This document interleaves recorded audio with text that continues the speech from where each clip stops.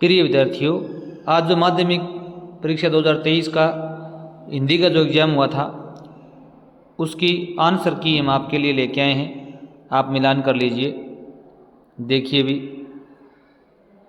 इसमें जो पहला क्वेश्चन आया था, निम्नलिखित अपठित गद्यांश को पढ़कर पूछे गए प्रश्नों के उत्तर लिखिए। मैं आपको उत्तर बता देता हूँ, आप मिलान कर लीजिए। इसमें जो पहला क्वेश्चन था, उपर्युक्त गद्यांश का उचित शीर्षक है, इसमें भय सही होगा। दूसरा क्वेश्चन था, एक देश को दूसरे देश से भय के कारण हो गए, क्या हो गए अभी? स्थायी हो गए। अगला देखिए भी 3 नंबर क्वेश्चन था, सबल और निर्बल देशों के बीच अनवरत चल रही है, क्या चल रहा है अभी? इसमें शोषण की प्रक्रिया, उत्तर सही होगा। अगला है, छात्रवृत्ति किस वृत्ति से भिन्न है? इसमें ए ऑप्शन सही होगा, वर्णवृत्ति से। 5 नंबर क्वेश्चन आया था कि उच्च और पवित्र आदर्श के लिए किसकी प्रतिष्ठा आवश्यक है? इसके अंदर क्या हुआ अभी? इसमें छात्र संघ की, द ऑप्शन सही होगा।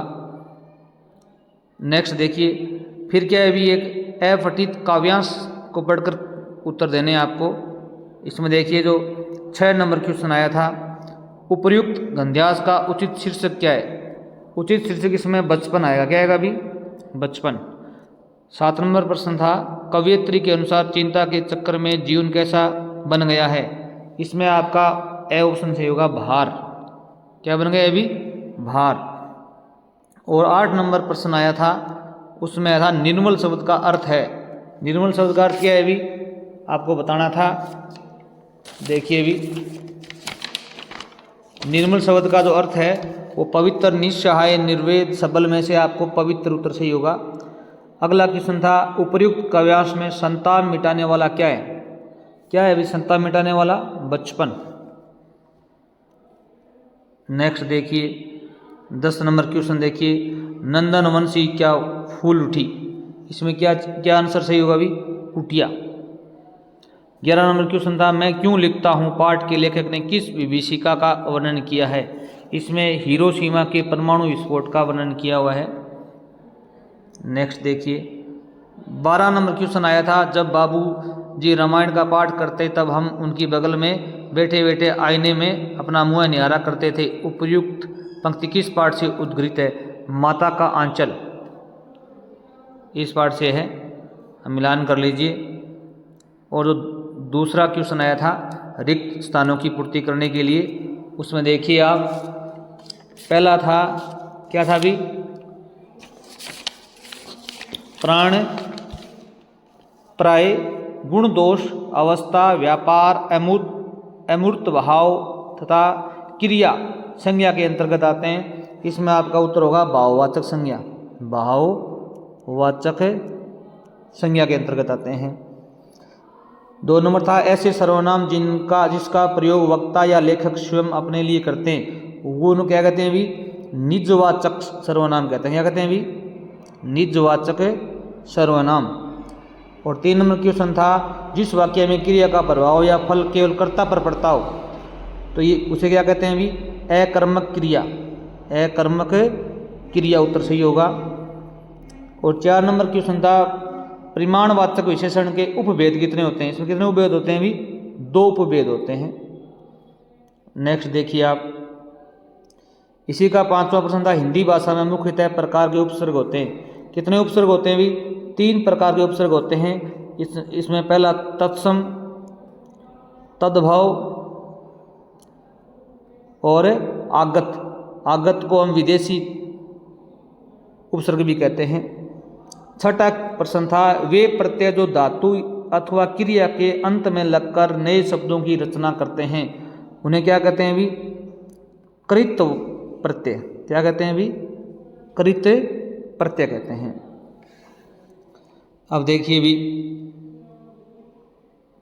3 नंबर प्रश्न आया था, निम्नलिखित अति लघुरात्मक प्रश्नों के उत्तर दीजिए।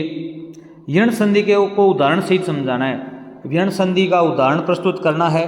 इको यणची आप जानते हैं।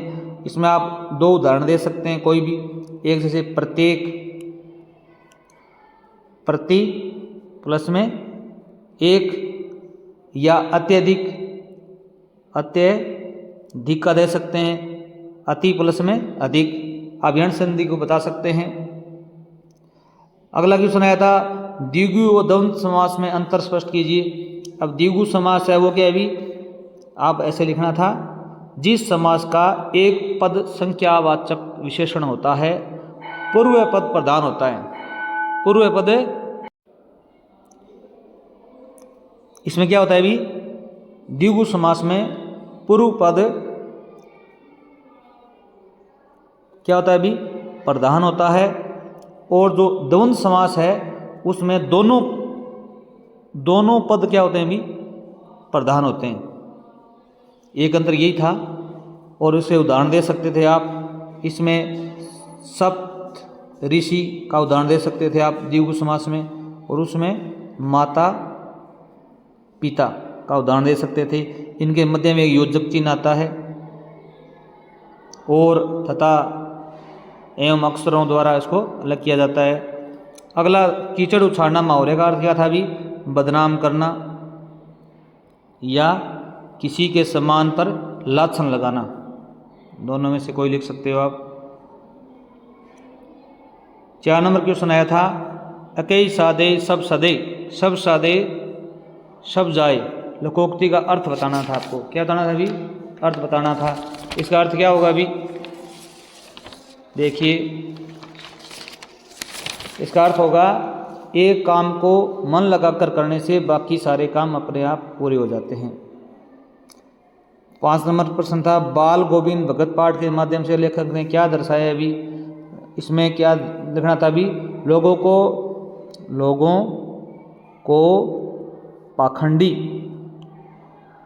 साधुओं से सचेत करना चाहता है कवि। 6 नंबर क्वेश्चन था नवाब साहब ने खीरे की सब फांकों को खिड़की से बाहर फेंककर तौलिए से हाथ और होंठ पूछकर किस भाव को दर्शाया। इसमें नवाब साहब लेखक पर अपनी खानदानी रईसी को दिखाना चाहता है कि वह खानदानी रईस आदमी है, ऐसा भाव दिखाने की कोशिश कर रहा है। अगला प्रश्न था मानवीय करुणा की दिव्य चमक संस्मरण किसके संबंध में, ये किसके संबंध में भी, फादर कामिल बुल्के से जुड़े भव्य व्यक्तित्व से संबंधित है। एक कहानी यह भी पाठ में मन्नू भंडारी पर किस किस का प्रभाव अधिक उभर कर है। इसमें 2 लोगों का प्रभाव उस पर पड़ा था। पहला तो उसका था पिता, क्या था भी, पिता थे। और 2 नंबर कौन था भी, हिंदी प्राध्यापिका थी जिनका नाम क्या था भी, शीला अग्रवाल।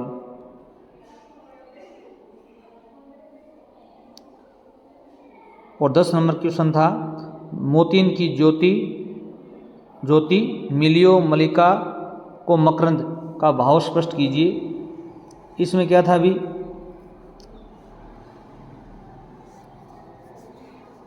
कवि ने मोती की चमक और मलिका के मकरंद से तारे रूपी झिलमिलाती तरुणी के रूप में चांदनी रात की सुंदरता को देखा, ये बात लिखनी थी। 9 नंबर क्वेश्चन छूट गया था गोपियों ने हारील की लकड़ी किसे कहा है भी, इसमें उत्तर आएगा श्री कृष्ण को कहा है। किसको कहा है भी, श्री कृष्ण को कहा है। और 11 नंबर प्रश्न था खैरियत चाहते हो तो अपना यह कफन लेकर यहाँ से सीधे चले जाओ। उपर्युक्त वाक्य किससे कहा, ये दुलारी ने कहा था। किससे कहा था अभी, टुन्नू से कहा था। किससे कहा था अभी, टुन्नू नाम का एक कैरेक्टर था, उससे कहा था दुलारी ने। 12 नंबर क्वेश्चन था दरअसल मंत्र मुक्ति में तंद्रील अवस्था में ही थोड़ी दूर तक निकल गई थी, अचानक पाँव पर ब्रेक सी लगी, जैसे समाधिस्थ भाव में नृत्य करती थी आत्म लीन नृत्यांगना के नुपुर अचानक टूट गए हूँ। लेखिका ने ऐसा क्यों कहा, क्योंकि लेखिका वहाँ पर भ्रमण कर रही है और वह क्या देखती है अभी, महिलाओं को पत्थर तोड़ते हुए देखती है। क्या तोड़ते देखती है अभी, पत्थर तोड़ते हुए देखती है। तो उनको देखकर वह इसकी जो आनंददायी भावना थी वो क्या हो जाती है अभी, ठेस पहुंचती है उनको, इसलिए वाक्यांश निकल के आया उसके मन से। अब आगे देखिए, अब 4 नंबर प्रश्न आया था, कैप्टन ने नेताजी की मूर्ति पर चश्मा क्यों लगाया? क्यों लगाया था अभी? कैप्टन एक क्या कौन था अभी? कैप्टन एक देशभक्त व्यक्ति था। कैप्टन में देशभक्ति की भावना थी, देश के लिए अपना सब कुछ न्यौछावर करने वाले कौन थे भी?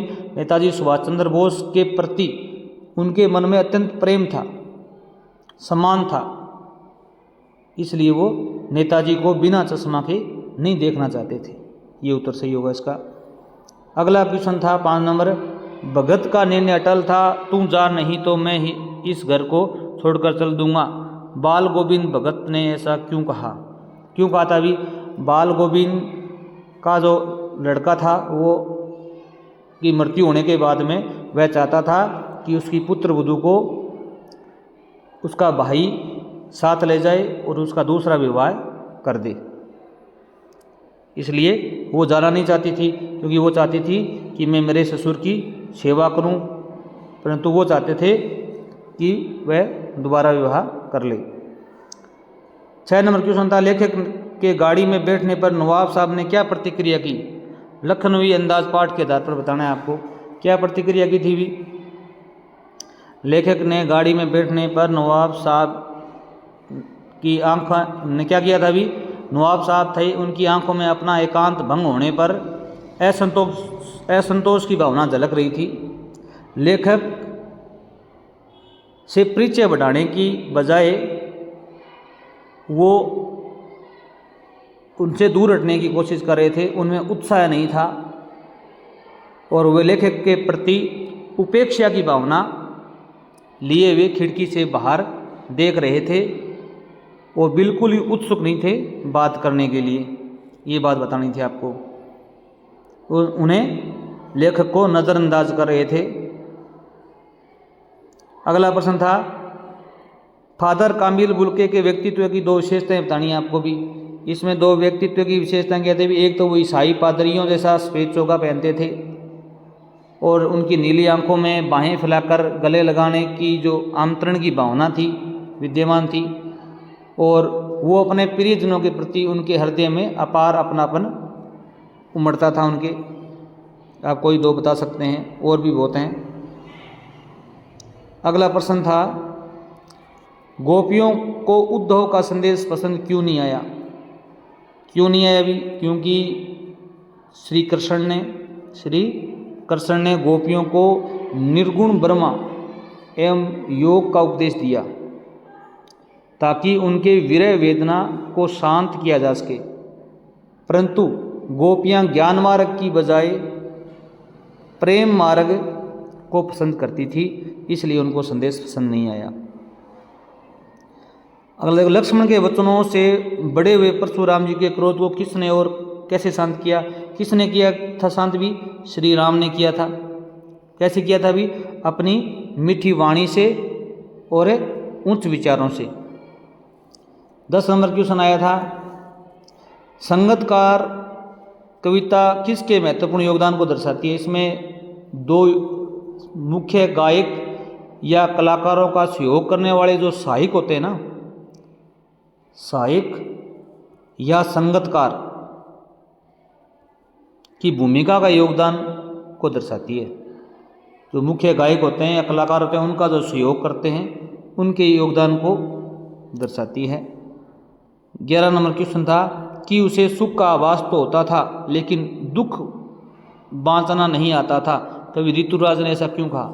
ऐसा क्यों कहा था अभी? क्योंकि जो लड़की थी अभी क्या नहीं थी, वो समझदार नहीं थी और वो भोली मन की थी, भोली थी और सरल स्वभाव की थी।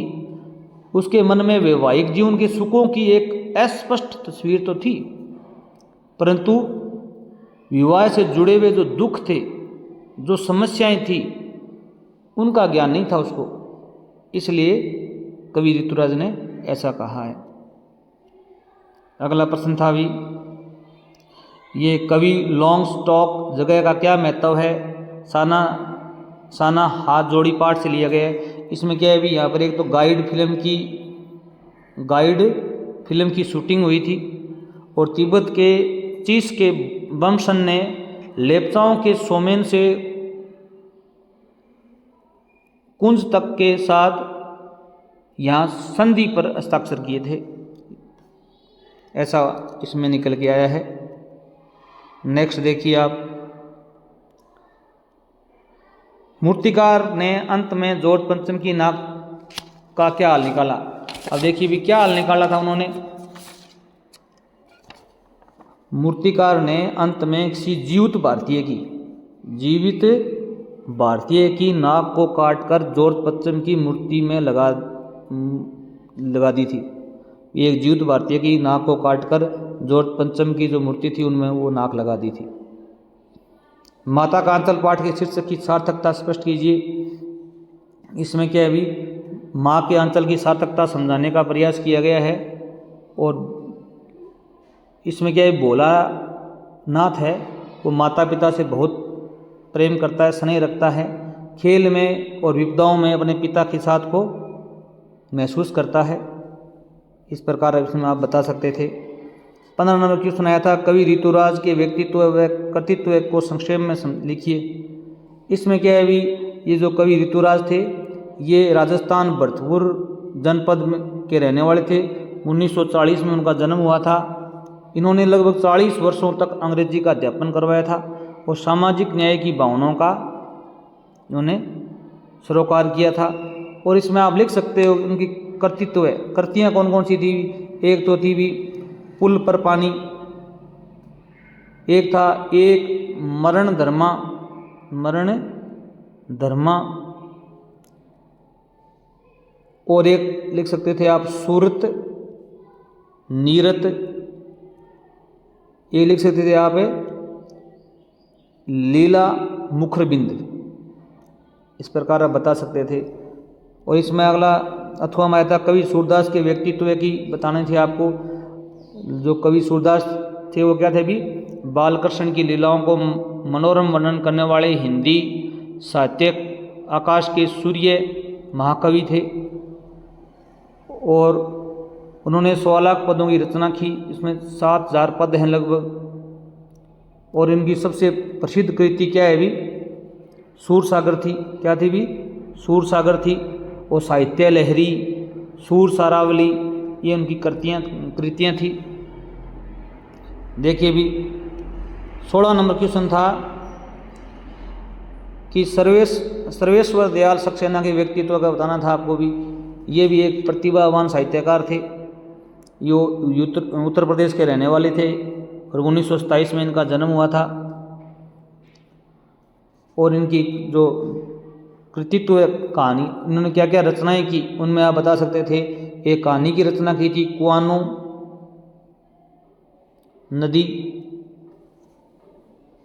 और उन्होंने कुछ कहानियाँ लिखी थी प्रसिद्ध, काठ की घंटियाँ, खूंटियों पर टंगे लोग। ये खूंटियों पर टंगे लोग बहुत प्रसिद्ध कहानी थी उसकी। जंगल का दर्द, एक नाटक भी लिखा था उन्होंने, इसका नाम था बकरी। और मन्नू भंडारी के व्यक्तित्व के बारे में बता सकते हो आप। ये मध्य प्रदेश के बानपुरा क्षेत्र में उनका जन्म हुआ था। 3 अप्रैल 1931 को जन्म हुआ था। उनके उपन्यास आप बता सकते हो, आपका बंटी व महाभोज, कहानी बता सकते हो मोहार गई, त्रिशंकु। कहानी कौन सी थी भी, मैं हार गई और त्रिशंकु। और भी कृतियाँ बता सकते हो आप। और 17 नंबर क्वेश्चन